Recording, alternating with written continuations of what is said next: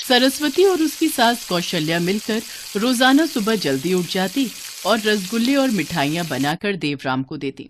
देवराम उन मिठाइयों को एक पतीले में भरकर गांव की गली गली में घूमकर बेचता। सरस्वती और कौशल्या बहुत ही स्वादिष्ट मिठाइयाँ बनाती थी। खासकर उनके हाथों से बनाए रसगुल्ले गांव के बच्चे तो क्या, बड़े बूढ़े भी बहुत पसंद करते थे कि शाम तक देवराम की सारी मिठाइयाँ बिक जाती थी। देवराम, जरा रुकना, रसगुल्ले हैं या खत्म हो गए? काकी बस 2 पीस ही बचे हैं। चलो अच्छा है, लाओ दे दो।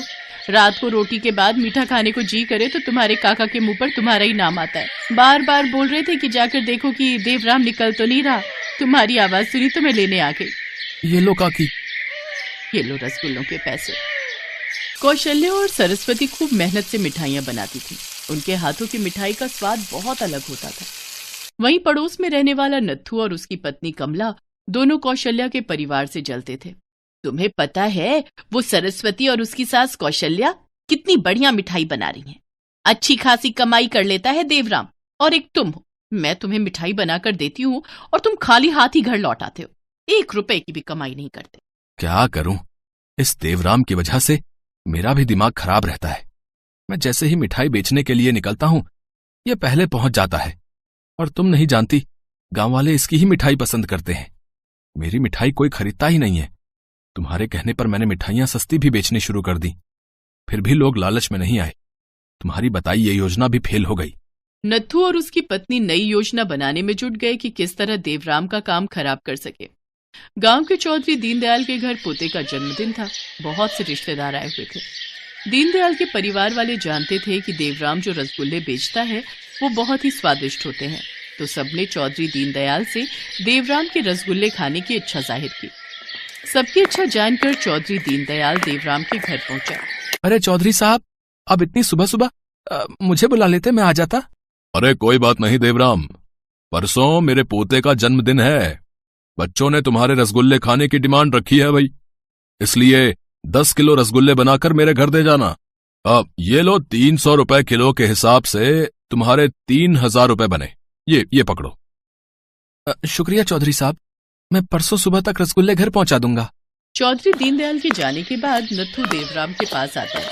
उसे सारी बात पता चलती है और उसे एक नई योजना मिल जाती है। क्या बात है सरस्वती, आज तो तुम काम में बहुत व्यस्त दिखाई दे रही हो। हाँ, वो मैं रसगुल्ले बना रही थी। चौधरी साहब ने ऑर्डर दिया है, कल सुबह तक देकर आने हैं। कौशल्या चाची कहाँ है, दिखाई नहीं दे रही? माँ जी मंदिर तक गई हैं, बस आती ही होंगी। अच्छा सुन, अरे तेरे पास इस साड़ी के साथ का पेटीकोट होगा?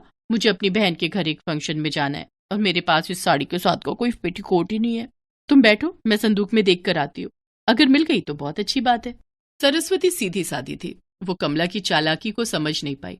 वो अंदर कमरे में संदूक से पेटीकोट ढूंढने चली जाती है। उतनी देर में कमला उस दूध में नमक को मिला देती है जिससे रसगुल्ले बनने थे। सरस्वती को कुछ भी पता नहीं चलता। वो कमला को साड़ी के साथ का पेटीकोट दे देती है। कमला चुपचाप घर आ जाती है। शाम को कौशल्या और सरस्वती सारे रसगुल्ले बनाकर तैयार कर देती हैं।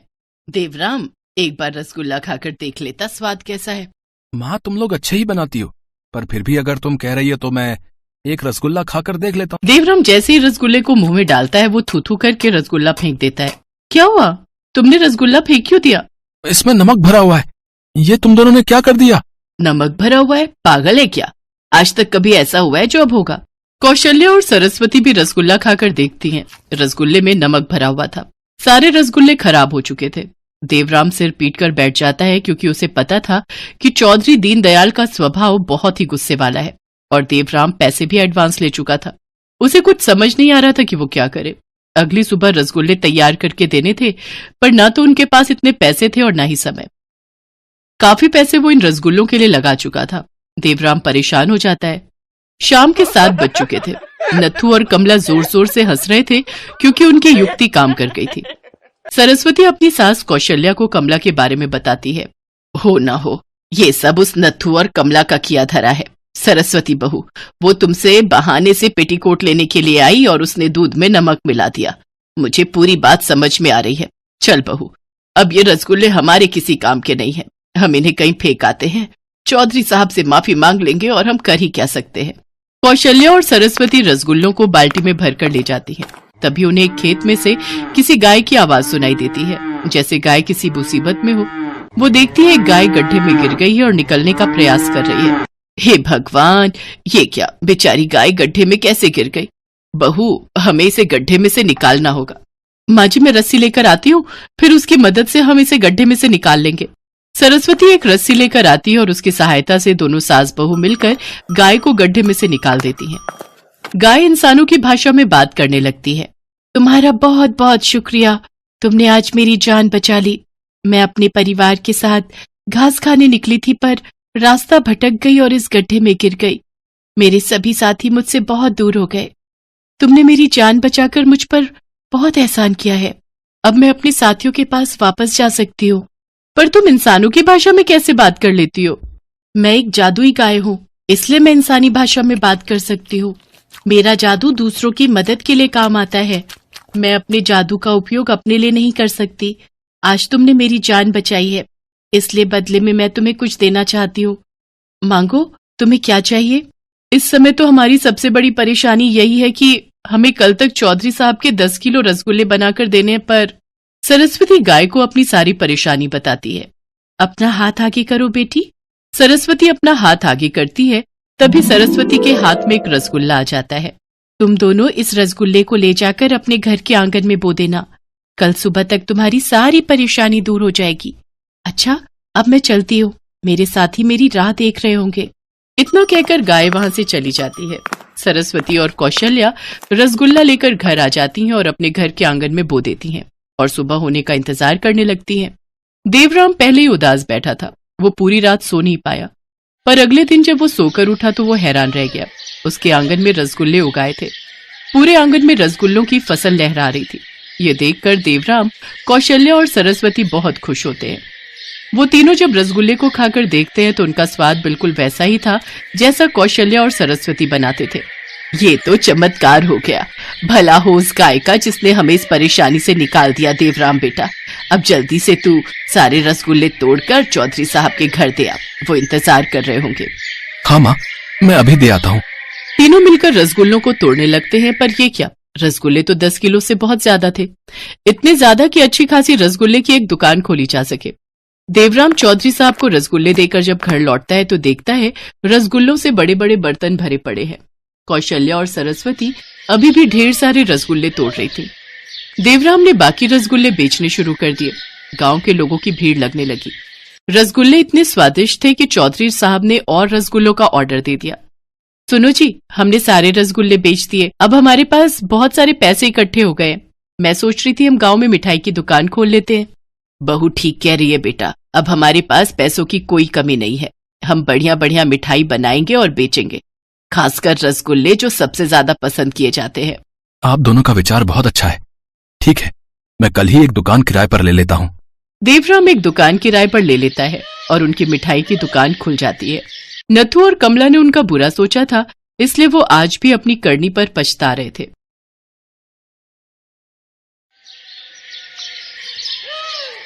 माला और सरजू कई सालों से गांव के अमीर सेठ जय किशन के यहाँ काम करते थे। सरजू सेठ की फैक्ट्री में मजदूरी किया करता था और माला उसके घर के सारे कामकाज। सरजू और माला के 2 बच्चे भी थे, बिंदिया और शिवा। सरजू और माला जितने ईमानदार और मेहनती थे, सेठ और उसकी बीवी सरिता उतने ही घमंडी और लालची थे। वो गरीबों को अपने पैरों की धूल समझते थे। माला, अरे माला, कहाँ मर गई? यहाँ जल्दी।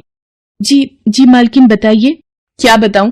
1 घंटे पहले कहा था तुझसे कि घर के काम जल्दी निपटा कर आ मेरे पास। शाम की पार्टी के लिए मुझे तैयार होना है, लेकिन तेरे कानों में मेरी आवाज जाती कहाँ है? माफ कर दीजिए मालकिन, वो आज बर्तन बहुत सारे थे इसीलिए वक्त लग गया। अब बातें मत बना मेरे सामने, जल्दी कर। वो बिस्तर पर मेरे सारे गहने रखे हैं, एक एक करके मुझे पहना दे। चल जल्दी कर। माला बिस्तर पर से गहने उठाने लगती है कि तभी सरिता उसे रोकते हुए कहती है, अरे सुन, रुक 1 मिनट। वो वाला हार तू मत छू से, मैं ही उठाती हूँ। सरिता एक ज्वेलरी बॉक्स उठाती है और फिर उसे खोलती है। उस बॉक्स में बड़ा ही सुंदर हीरों का हार था। उस हार की चमक देखकर माला ने कहा, वाह मालकिन, ये हार तो बहुत ही सुंदर है। आप बैठिए, मैं पहना देती हूँ आपको। नहीं, रहने दे, तू इसे हाथ मत लगाना, मैला हो गया तो। असली हीरो का हार है, खास आज शाम की पार्टी के लिए खरीदा है मैंने। तुझे दूर से देखना है तो देख ले, वैसे भी तूने अपनी जिंदगी में असली हीरे थोड़ी ही देखे होंगे कभी। ऐसा मत कहिए मालकिन, मेरे बाबा हीरो की खान में काम करते थे। बचपन में मैंने बहुत हीरे देखे हैं, वो भी बिल्कुल असली। रहने दे, मजदूरी करके खान से हीरे निकालना अलग बात है और उन्हें खरीद कर गले में पहनना अलग। चल अब बातें बनाना बंद कर और मुझे तैयार कर जल्दी से, वैसे ही बहुत देर हो गई है। माला चुपचाप सरिता को तैयार करने लगती है। ये सरिता की आदत थी। उसे अपनी अमीरी पर इतना घमंड था कि वो अपनी महंगी चीजों का दिखावा करने का एक भी मौका नहीं छोड़ती थी, खास तौर पर माला के सामने, क्योंकि वो जानती थी कि ये सब खरीद पाना माला के बस से बाहर था। दूसरी तरफ माला को बाकी चीजों से इतना फर्क नहीं पड़ता था, लेकिन गहनों का उसे भी बड़ा शौक था, पर वो कभी अपना ये शौक पूरा नहीं कर पाई। सरिता तैयार होकर सेठ के साथ पार्टी में चली गई और माला सारे काम निपटा कर अपने घर पहुंची। उसका उदास चेहरा देखकर सरजू ने उससे पूछा, क्या हुआ माला, आज क्या दिखाकर जलाया तुझे मालकिन ने? मैं किसी से जलती वलती नहीं हूँ, वो तो बस ऐसे ही। तू मुझसे झूठ नहीं बोल सकती माला, बता दे मुझे, अगर मेरे बस में हुआ तो मैं भी ला दूंगा तेरे लिए। क्या ला दोगे? वैसा ही हीरो का हार जैसा मालकिन पहन कर गई है पार्टी में। माला ये क्या कह रही है तू? इतनी बड़ी ख्वाहिशें कब से होने लगी तेरी? हाँ तो क्या बुरा है ख्वाहिश रखने में? सिर्फ पेट भरना ही जीवन का नाम है क्या? माला की आंखों में बेबसी के आंसू थे। वो गुस्से में घर की दहलीज पर आकर बैठ जाती है। तभी वहां एक बूढ़ी अम्मा आती है और अपना खाली कटोरा माला की तरफ बढ़ाते हुए कहती है, इस बुढ़िया के पेट की आग बुझा दे बेटी, भगवान तेरी हर इच्छा पूरी करेगा। खाना तो मैं दे दूंगी अम्मा, पर मेरी इच्छा पूरी करना शायद भगवान के बस की बात भी नहीं है। इतना कहकर माला घर के अंदर जाती है और कुछ ही देर में खाना लेकर वापस आती है। बूढ़ी अम्मा उससे खाना ले लेती हैं और फिर उससे कहती हैं, ऐसा नहीं है बेटी, भगवान चाहे तो क्या नहीं कर सकता। जैसे तूने इस वक्त खाना खिलाकर मेरी इच्छा पूरी की है, वैसे ही भगवान तेरी भी इच्छा जरूर पूरी करेंगे। बूढ़ी अम्मा अपने पुराने झोले में से कुछ निकालकर माला को देती है और कहती, ये ले बेटी, भगवान का प्रसाद समझकर रख ले। और हाँ, मेरी एक बात हमेशा याद रखना बेटी, इच्छा बस तब तक इच्छा रहती है जब तक वो पूरी नहीं हो जाती। असली इम्तिहान तो इस बात का है कि अपनी इच्छा पूरी हो जाने के बाद तू क्या करती है। इतना कहकर बूढ़ी अम्मा वहां से चली जाती हैं। माला अपनी मुट्ठी खोलकर देखती है तो उसमें कुछ बीज होते हैं जो बूढ़ी अम्मा उसे देकर गई थी। वो उन बीजों को सरजू के पास लेकर जाती है और उसे सारी बात बताती है। मुझे तो कुछ समझ नहीं आ रहा कि इन बीजों का करना क्या है, और न ही कुछ और जो वो अम्मा मुझसे कहकर गई। अरे इसमें इतना सोचना क्या है, बीज है तो इन्हें घर के पीछे जाकर बो दे, कुछ न कुछ तो उग ही जाएगा। माला ऐसा ही करती है। घर के पीछे जो थोड़ी बहुत जगह थी उसके पास, वहां जाकर वो उन बीजों को मिट्टी में दबा देती है। कुछ ही दिनों में वहां कुछ पौधे उग जाते हैं, जिन्हें देखकर बिंदिया माला से कहती है, माँ देखो ना, घर के पीछे कितने सुंदर पौधे उगाए हैं, उनकी पत्तियां एकदम चमकीली हैं। माला तुरंत जाकर देखती है, वाकई उन पौधों की पत्तियां बिल्कुल अलग तरह की। अरे हाँ रे बिंदिया, ये तो वही जगह है जहां मैंने वो बूढ़ी अम्मा के दिए बीज दबाए थे। लगता है उन्हीं से ये पौधे उगाए हैं। तुम दोनों इन्हें तोड़ना मत, ठीक है? इन्हें थोड़ा और बड़ा होने दो, फिर शायद इनमें कोई फूल या फल भी आ जाए। उस दिन से माला उन पौधों की अच्छे से देखरेख करने लगती है। कुछ ही दिनों में वो पौधे काफी बड़े हो जाते हैं और उनमें बड़े ही सुंदर फूल भी उगने लगते हैं। फिर एक दिन तेज आंधी में एक पौधा टूट जाता है। ये देखकर सरजू माला से कहता है, माला ये पौधा तो टूट गया, लेकिन इसकी जड़ अभी भी ठीक है। ऐसा करता हूँ, इसे उखाड़ कर दूसरी जगह लगा देता हूँ। वैसे भी इन पौधों के लिए यहाँ जगह कम पड़ रही है। हाँ ठीक है, ये सही रहेगा। सरजू जैसे ही उस टूटे पौधे की जड़ उखाड़ता है, उसकी आंखें फटी की फटी रह जाती हैं। पौधे की जड़ में कई सारे चमकीले पत्थर लटक रहे थे। माला ने उन पत्थरों को छूकर देखा और फिर चौंकते हुए बोले, ये तो हीरे हैं जी, वो भी बिल्कुल असली। क्या कह रही है माला? अगर ये सच है तो? अगर नहीं जी, ये बिल्कुल सच है, ये असली हीरे ही हैं। अब समझ आई मुझे उन अम्मा की बात। सच में भगवान ने उन्हें भेजा था मेरी इच्छा पूरी करने के लिए। अब बैठे क्या हो, जल्दी करो, बाकी के पौधों को भी उखाड़ कर देखते हैं। माला और सरजू बाकी के पौधों को उखाड़ कर देखते हैं। सभी पौधों की जड़ें असली हीरों से भरी पड़ी थीं। उन दोनों ने उन पौधों के फूलों से और बीज तैयार किए और अब तो वो हीरों की खेती करने लगे। माला और सरजू के दिन फिर गए थे। उन हीरों ने उन्हें पूरे गांव में सबसे मालदार बना दिया था। अब माला सारा दिन गहनों से लदी रहती। अब वो दोनों किसी के नौकर नहीं बल्कि सबके मालिक बन गए थे। माला को बूढ़ी अम्मा की बात समझ तो आ गई थी, लेकिन अधूरी। अब सरिता की तरह माला को भी अपनी अमीरी पर घमंड होने लग गया था। एक दिन बाजार में, अरे सरिता, कैसी हो? वैसे दिख तो गरीब ही रही हो। तुम्हारा ये हार कितना फीका है। मेरे हार की चमक के सामने तो ये कुछ भी नहीं। सरिता बिना कुछ कहे वहां से चली गई। माला की सारी इच्छाएं अब पूरी हो गई थी। उसके पास हीरों के खेत थे, जो अपने आप में किसी अजूबे से कम नहीं था। फिर एक दिन, माँ जल्दी चलो माँ, देखो शिवा को पता नहीं क्या हो गया, वो उठ ही नहीं रहा। माला भागती हुई शिवा के पास पहुंची। वो जमीन पर बेहोश पड़ा था और उसके एक हाथ में एक बड़ा सा हीरा था। उसे देखकर माला ने गुस्से से पूछा, ये हीरा कैसे आया इसके पास? पता नहीं मालकिन, हमने तो खेत से लाकर बोरी यही रखी थी। पता नहीं कब शिवा बाबा ने ये हीरा निकाल लिया। ये तो साफ था कि शिवा ने खेलते हुए उस हीरे को अपनी जीभ से लगा लिया था, जिससे वो बेहोश हो गया। सरजू शिवा को तुरंत अस्पताल लेकर भागा। देखिए, हम बच्चे को बचाने की कोशिश कर रहे हैं, लेकिन उसकी हालत नाजुक है। अब भगवान ही कोई चमत्कार कर सकते हैं। डॉक्टर की बात सुनकर तो जैसे माला के होश ही उड़ गए थे। उसे तो अब जैसे हीरों से नफरत सी होने लगी थी। उसने तुरंत अपने शरीर से हीरों के सारे गहने उतारकर फेंक दिए और पास ही बने एक मंदिर में जाकर भगवान के सामने जोर जोर से रोने लगी। हे भगवान, इतनी बड़ी कीमत मत लीजिए मुझसे, मुझे कुछ नहीं चाहिए। मैं हर परेशानी के साथ जी लूंगी, लेकिन अपने बच्चे के बिना नहीं जी सकूंगी मैं। माला मंदिर की दहलीज पर सिर रखकर जोर जोर से रो रही थी। तभी उसे अपने कंधे पर किसी का हाथ महसूस हुआ। उसने पलटकर देखा तो सामने वही बूढ़ी अम्मा खड़ी थी, जिन्होंने उसे पहली बार वो बीज दिए थे।